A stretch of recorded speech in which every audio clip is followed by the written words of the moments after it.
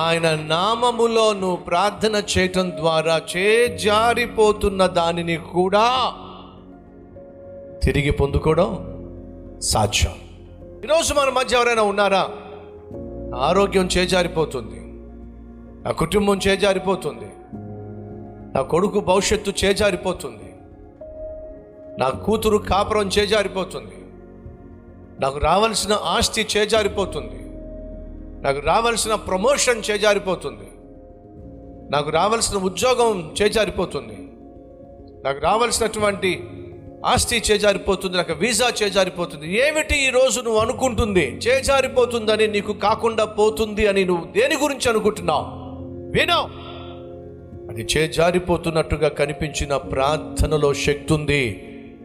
ఆ ప్రార్థన చేజారిపోతున్న దానిని తీసుకొచ్చి నీ చేతిలో పెట్టగల శక్తి ఉంది.